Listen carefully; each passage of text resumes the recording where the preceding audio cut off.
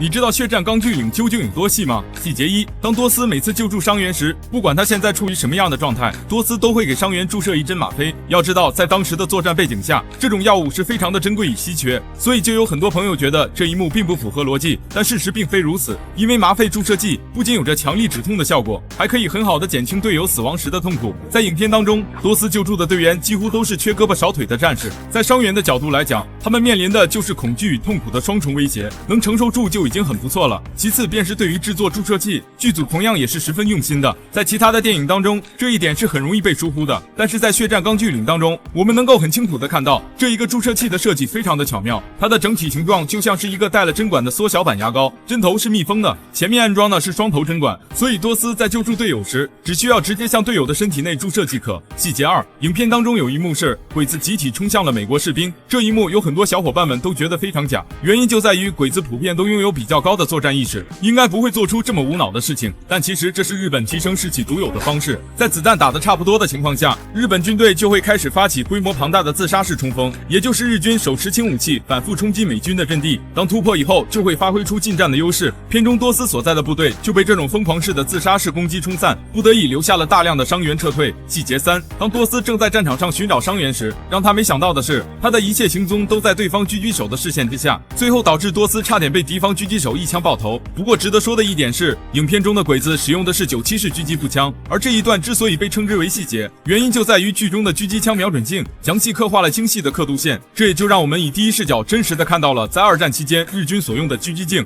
而这一幕在其他影片当中几乎是看不到的。细节四：鬼子的丧心病狂在这部影片中展现的淋漓尽致，原因就在于在二战期间，同盟国以及轴心国立下了一个公约，不能击杀对方的医护人员，这一点所有的国家都必须严格遵守。而在美日硫磺岛战役当中，鬼子竟然无视公约，射杀敌方的医疗兵，这也就导致一大批的伤员无法及时得到医治，结果自然不言而喻。所以在电影中，队友不让多斯佩戴红十字的钢盔，一旦戴上，很可能遭到日军的集火，成为日军的优先进攻目标。细节六：在观看完整部电影以后，不少小伙伴们对有一点比较好奇，那就是悬崖上的攀爬网到底是谁把它安置上去的？一时间内，不少小伙伴们都觉得是鬼子，因为他们占据了绝对的地理优势，并且在悬崖上挂了一个攀爬网，只需要在上面瓮中捉鳖即可。但实际上，这个网却是由多斯挂上去的，原因就在于多斯在训练打绳结中表现得异常优秀，所以中尉允许多斯在悬崖边上编织一个攀爬网，方便日后进攻。细节七：当多斯看到了一个个车辆正在运送队友的遗体时，多斯第一个摘下了头盔，目送已经阵亡的队友离去，紧随其后，剩下的部队也都摘下了头盔，这其实行的是脱帽礼，在冷兵器时代用来表示对已牺牲的战友的尊重。细节八：影片中多斯拒绝拿起的枪正是大名鼎鼎的 M1 式加兰德步枪，这把步枪可谓是充满了历史以及传奇的色彩，是公认二战期间最好最优秀的步枪。在冲绳岛的战役当中， M1 式加兰德步枪优秀的性能、高精度的射击得到了众多士兵的认可。细节九：多斯的父亲为了避免儿子受到军事法庭不公正的裁决，他穿上了笔直的军装，而胸口上佩戴的3枚军功章，这些功章分别是美军银星勋章、美国一战胜利奖章和一战法国陆军十字奖章，其中法国的奖章是法国政府对这些远赴欧洲战场参加战争的美国远征军最高的嘉奖。但遗憾的是，多斯的父亲在一战退伍过后患上了战后心理综合症，所以他动不动就对孩子和妻子打骂，在家举枪射击的场景更是成为了多斯的噩梦。细节10：在影片的结尾处，战败的日军指挥官从医用的铝盒当中拿出了短刀，随后上演了一波切腹自尽，而他身后竟然还站了一个助手。很多小伙伴并不知道，日本人在切腹自尽时，身后为什么要站一个人，其实这就是所谓的借错人，他们一般都是切腹自杀者。在历史当中，有一部分的日军指挥官选择让借错人使用枪来结束自己的生命，而在这部影片当中，借错人挥起武士刀以后的画面都黑了，显然是不想让观众们看到血腥的一幕。